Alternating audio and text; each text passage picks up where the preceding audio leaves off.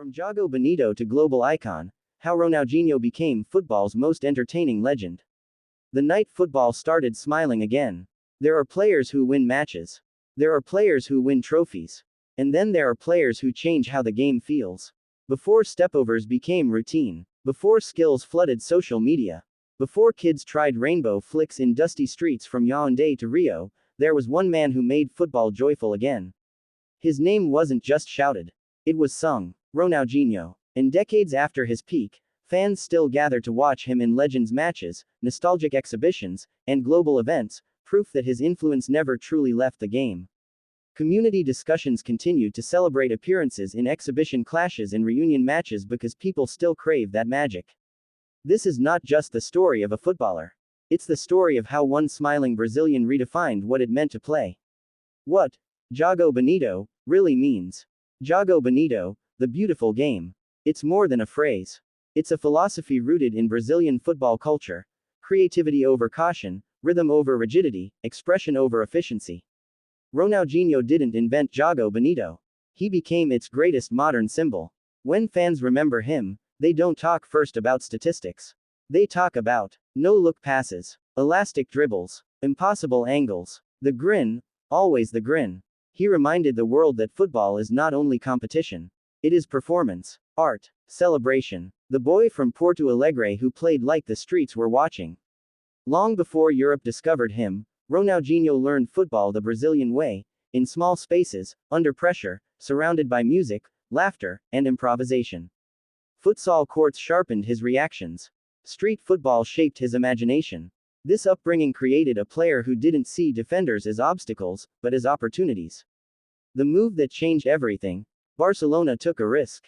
When FC Barcelona signed Ronaldinho in 2003, the club wasn't the global powerhouse we know today.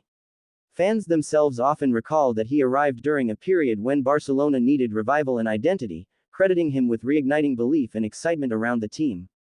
And what followed was transformation, not just success, but rebirth. Ronaldinho didn't simply join Barcelona. He rebuilt its soul. The era when stadiums became theaters. At Camp Nou, something unusual started happening. People didn't just attend matches. They came to be entertained. Opposition fans applauded him. Defenders smiled in disbelief. Children copied his moves the next day. Ronaldinho blurred the line between sport and spectacle. Why his style was different from every superstar before him. Many legends dominated with power or precision. Ronaldinho dominated with imagination. His game was built on three unusual foundations. 1. Improvisation over instruction. He didn't execute plays. He invented them. 2. Rhythm over speed. His movement resembled dance, pauses, bursts, misdirection. 3. Joy over pressure. Where others showed tension, he showed delight. That joy was contagious, and global. The smile that became a brand without trying.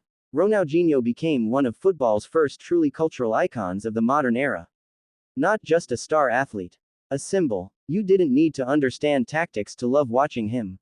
And because of that, he reached audiences far beyond traditional football fans. The globalization of football had a face, and it was his. In the early 2000s, football was expanding rapidly across continents, television markets, and youth academies. Ronaldinho arrived at the perfect moment. He made new fans fall in love instantly. In Africa, kids recreated his skills barefoot. In Asia, stadium tours sold out to see glimpses of magic. In North America, he helped turn casual viewers into lifelong supporters. Even today, appearances in Legends tours or exhibition matches still draw excitement precisely because supporters associate him with joy, nostalgia, and creativity. The magic was real, but so was the impact on modern players. Ask today's generation who inspired them, and Ronaldinho's name appears again and again. His influence shaped the flair of street-style footballers, the rise of expressive attackers, the normalization of creativity at elite level.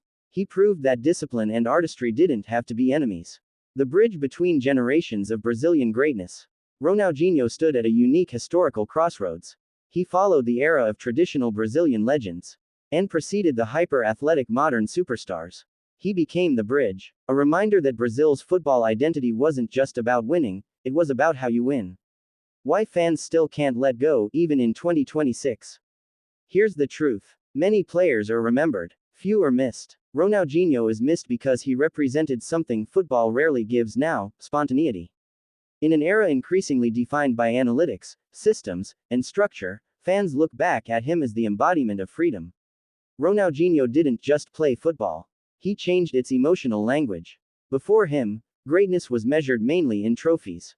After him, greatness included creativity, charisma, cultural influence. He showed that entertainment has value equal to efficiency. The legacy inside Barcelona's DNA. The modern identity of FC Barcelona, expressive, attacking, confident, owes much to Ronaldinho's revival era. He helped transform the club into a global symbol of beautiful football. That stylistic expectation still defines Barcelona today. Why young players still study him. Today's academies analyze his body feints, spatial awareness, and improvisation as technical education, not just nostalgia. He is studied because his unpredictability broke defensive systems. His creativity opened tactical possibilities. His joy reduced fear in attacking play. He made risk acceptable again. The cultural icon beyond the pitch. Ronaldinho's image, headband, flowing hair, constant smile, became universally recognizable. He transcended sport, advertising, global exhibitions, charity matches, cultural diplomacy through football. Even years after retirement, his presence still symbolizes the playful spirit of the game. The short peak that made the flame brighter. Unlike players who dominate for decades, Ronaldinho's prime burned intensely but briefly. And strangely, that made it more mythical. Fans remember it like a golden summer, dazzling, unforgettable, impossible to recreate. Football needed Ronaldinho exactly when he appeared. At a time when football risked becoming mechanical, Ronaldinho restored imagination. He reminded the world, football is not just about results. It's about feeling. Why the word, entertaining, underrates him. Calling Ronaldinho, entertaining, is like calling jazz musicians, pleasant. He was revolutionary. He validated creativity at elite level. Inspired future stars to express themselves. Helped globalize football culture emotionally, not just commercially. The enduring myth of the smiling genius. Even now, decades after his peak, highlight reels circulate daily, youth players imitate his moves, and fans still debate whether anyone has matched his flair. That conversation itself is proof of his permanence. From Jogo Bonito to global icon, the journey that still echoes. Ronaldinho didn't just leave memories.